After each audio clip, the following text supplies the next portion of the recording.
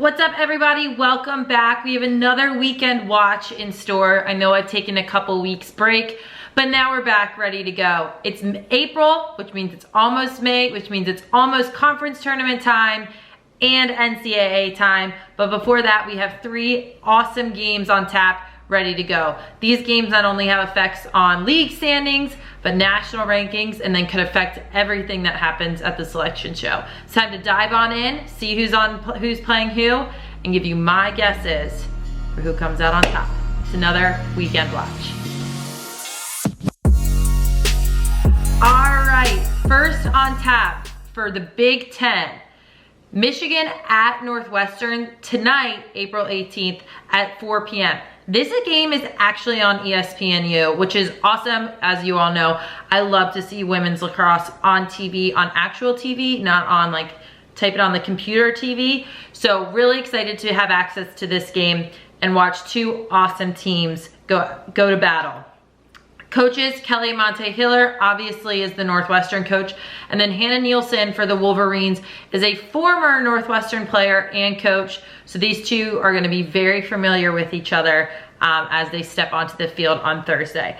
Players to watch. So if you're gonna pick one battle to watch within this entire game, it's gonna be attacker Selena Lasota for Northwestern against Mira Shane, who's the goalkeeper for Michigan. Selena has 50 goals, 14 assists. She's number 2 on the team, jersey-wise, number 1 on the team points-wise. She has a .510 shot percentage. So she's shooting right around 50%, 10 for 15 on her free position shots, which is awesome. That's a stat that all shooters wanna have. What's tricky about Selena is that she does like the 1-step rip from the 8 meters. I know watching the Maryland game the other day, it definitely screwed up Megan Taylor a little bit just because from her release point, she can shoot high or low from the same release point, so it's difficult to track. Big games for Selena in the past: 6 goals against Maryland, 10 points against Rutgers, 7 points against BC. So she's playing top teams, putting up huge numbers. If she has a good night, it's gonna be hard for Michigan to stop her. Flip side, Mira Shane, the goalkeeper, number 33. She has a .52% save percentage, which is awesome for a goalkeeper. Your goal as a goalkeeper is to be above 50, and she's doing that. She was just added to the tour and watch list, so other people are starting to notice her successes this year. And she led, up until their Maryland game, an undefeated Wolverines team through kind of a gauntlet of a schedule. So it's been really exciting for her, I'm sure, to be noticed and to have her success. Big games for her: 18 saves against Dartmouth, 17 against Colorado, 12 against Maryland. So even though Michigan didn't come out on top against Maryland, she had a ton of saves, and it can definitely keep a team in the running. My prediction, aside from that matchup, whoever wins that matchup, I think is going to be on the top team. I think the team that fouls less is going to be the team that comes out on top. Both of these teams are aggressive. They swing a lot. They like to pressure and be in your face. And while that has helped them in some games, it has hurt them in others. Against Maryland, both teams, Michigan had 7 cards, Northwestern had 4. So now that they're playing each other, it'll be interesting to see how those cards, if there are any, I just broke my pen, if there are any, how that affects like the man up, man down situation. Don't want to give the team either of these teams with potent offenses extra time with the ball, a man up.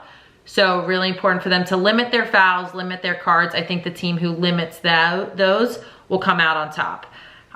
Score prediction, I think Northwestern has the home field advantage. Been on that field, it's tough to play at. I'm gonna guess 15-11 Northwestern. What's your guess? All right, game number 2, Friday night, under the lights, a classic sports rivalry battle. But one that's very, very pertinent and important in the girls lacrosse world. Duke against UNC. So UNC's heading down to Duke. Going to be a huge game. There's a lot of emotion, obviously, in all of these rivalry games. And a Friday night under the lights just sounds like a great atmosphere to be in.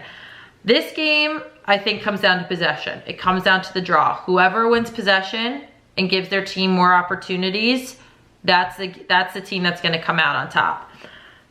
Duke Blue Devils have the 2-headed monster of Olivia Jenner and Maddie Jenner, sisters who have almost 200 draw controls to their name this season combined. UNC, I think, tends to use the circle more. So they have Ali Mastriani, who's done a great job, has about 50 draw controls this season, but they like to use their circle people too. So their circle people have a combined almost 450 as well. So together, their draw battles are pretty even. It's gonna be really interesting to see who comes out on top between that draw battle. Olivia Jenner, she is the smaller of the two sisters, but is the older one. She has 105 draw controls to her name right now. 10 against Cuse, 14 against Louisville, 9 against BC, 8 against Northwestern. So she's going up against teams that in the past and this season have put a huge emphasis on the draw control and has dominated. She also has 44 goals and 21 assists to put on top. So she's a great lacrosse player too. She's a dual threat all over the offensive end, attacks, feeds, drives, can do the draw. If she has a big game, which I think she will, UNC's could be in a little bit of trouble.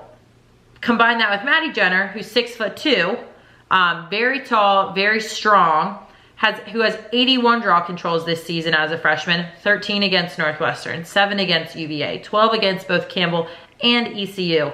She also has 14 points and 13 goals and 1 assist. So if she gets the ball and gets her opportunities on offense, being such a tall threat, it's tough to stop. I've coached her, I know how tall she is. She's a great player. She could have a huge impact both in the draw circle and on the offensive end. UNC is gonna have to figure out how to get the ball from them.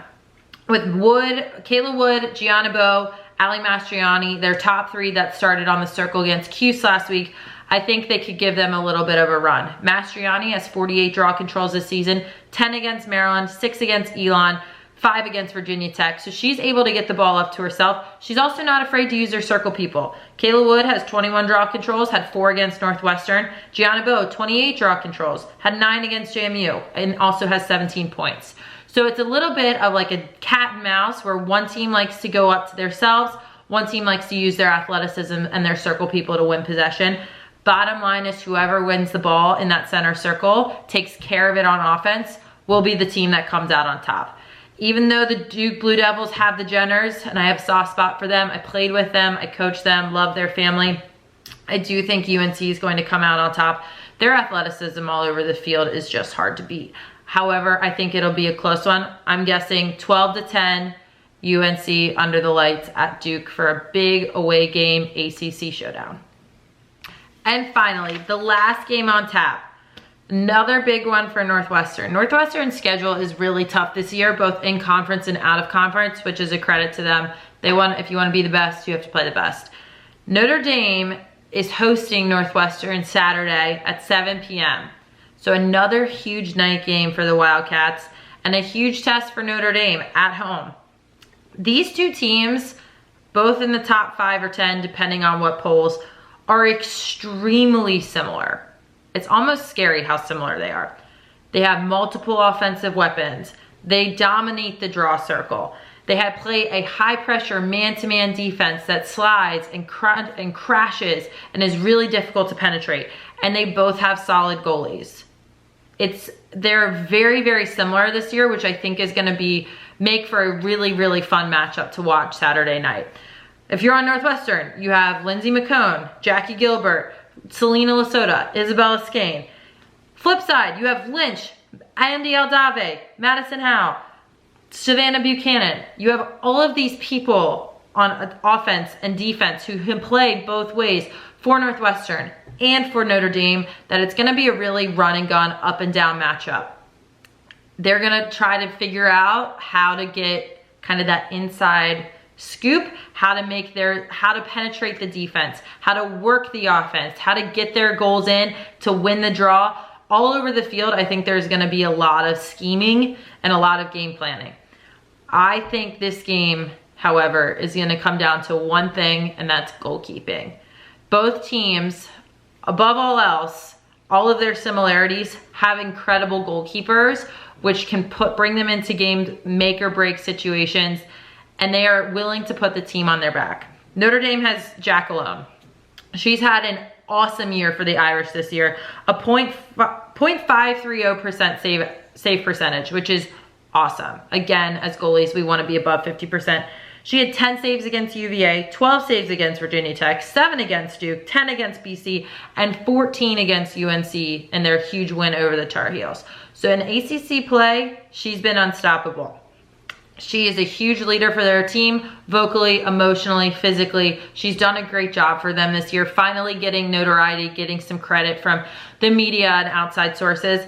If she has another huge game the way she had against UNC, the Wildcats could be in trouble. Flip side, Northwestern has made some changes to their goalkeeping. They started with Krupnik, who's a smaller, more active goalie, likes to come out of cage. She has a .411 save percentage. She has huge numbers against some pretty awesome teams though. 16 against Dartmouth, 14 against Cuse, 10 against BC, 9 against Penn State. So against both in-conference and out-of-conference opponents, she has been awesome. Against Maryland last week, Northwestern, for whatever reason, made the decision to not start Krupnik and instead go with Mallory Weiss, who started as a freshman my senior year. She's the bigger of the two goalies, but she has incredibly quick hands and is really difficult to get around. And she has a great leadership. She has great leadership. She uses her voice, directs her defense, really has the command of the defensive zone, which as a goalie, that's what you always look for. She hasn't started many games up until Maryland, but against Maryland, she had 13 saves. So she was a huge impact player. Even though they lost, I was really impressed with her. She's a difficult goalie to get around, super quick, really emotional. When she starts getting on a roll, it's hard to get around her. And she did that against Maryland. She has a .481% save percentage this season. I know she hasn't started a ton of games, but when she's come in, she's done really well. And she's coming off of a huge game against Maryland. It'll be interesting to see what Kelly Monte-Hiller and her staff decide to do between the two goalies. But either way, they have studs in the cage. So it's just a matter of picking which one. I think at the end of the day, with so many similarities in offense and defense at the draw, all over the field, I think these teams are pretty even. It's gonna come down to goalkeeping, maybe that one extra save, that one extra toe save to put this game on top. Score-wise, I'm gonna go Notre Dame 16-15. All right, guys, that's a wrap on another weekend watch. Couple of great games in store for all lacrosse fans this weekend. I'm excited. I hope you're excited. So tune into all of these games, absorb what you can, learn from the best players in town, and have fun. Let's see if we're right. Comment your scores below. Bye.